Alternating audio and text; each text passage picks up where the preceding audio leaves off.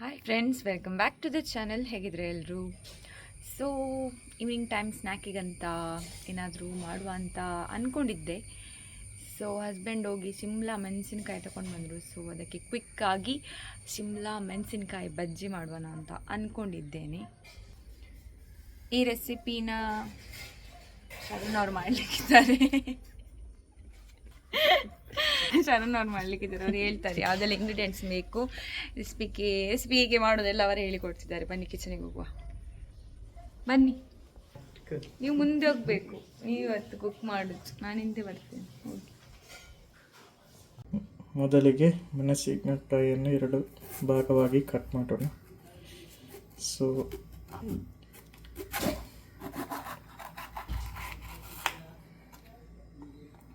Okay,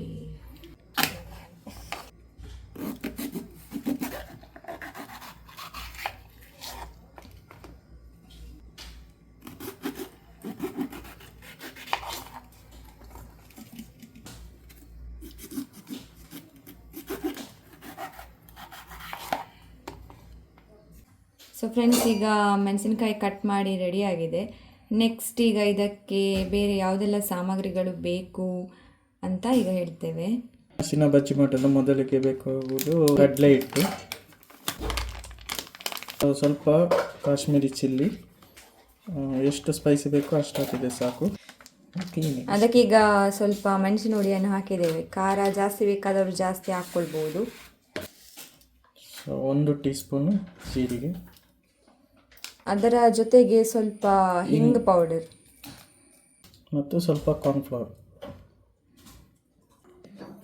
ಇದಕ್ಕೆ ಸ್ವಲ್ಪ ನೀರನ್ನು ಹಾಕಿ ಚೆನ್ನಾಗಿ ಮಿಕ್ಸ್ ಮಾಡಬೇಕು.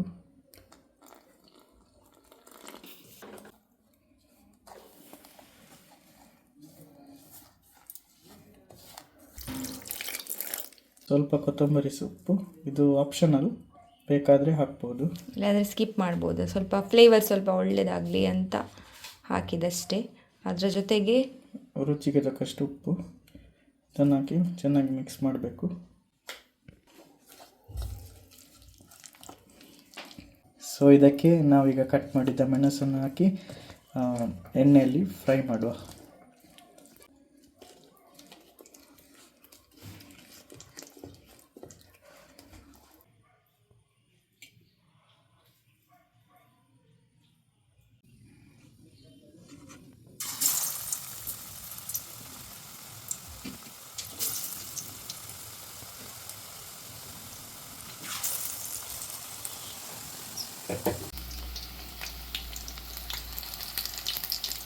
ಒಳ್ಳೆಯದಾಗಿ 2 ಸೈಡ್ ಕೂಡ ಫ್ರೈ ಆಗಬೇಕು. ಸೊ ಇದೀಗ ನೀವು ನೋಡ್ಬೋದು ಆಲ್ಮೋಸ್ಟ್ ಫ್ರೈ ಆಗಿದೆ. ಸ್ವಲ್ಪ ಆದರೆ ಸಾಕಲ್ಲ, ಇನ್ನು ತೆಗಿಬೇಕಾ? ತೆಗಿಬೋದಲ್ಲ? ಓಕೆ.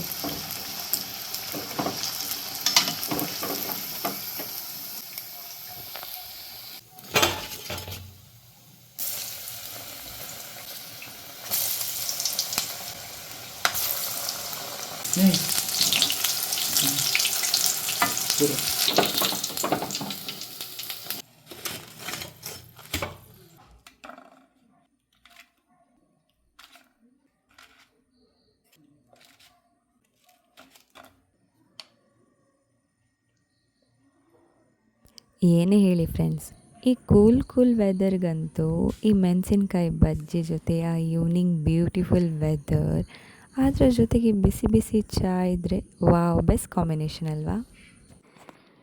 ಸೊ ಬಿಸಿ ಬಿಸಿ ಬಜ್ಜಿ ರೆಡಿಯಾಗಿದೆ ಟೀ ಜೊತೆ. ಈಗ ಟೇಕಲ್ಲ?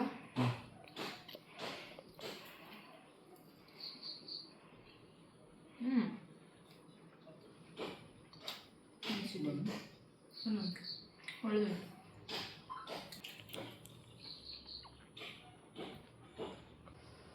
ಸೊ ಇವತ್ತಿನ ವಿಡಿಯೋ ನಿಮ್ಗೆ ಇಷ್ಟ ಆದರೆ ಲೈಕ್, ಶೇರ್ ಆ್ಯಂಡ್ ಕಮೆಂಟ್ ಮಾಡಿ, ಸಬ್ಸ್ಕ್ರೈಬ್ ಮಾಡೋದನ್ನು ಮರಿಬೇಡಿ. ಮತ್ತೆ ಸಿಗೋಣ. ಬಾಯ್ ಬಾಯ್.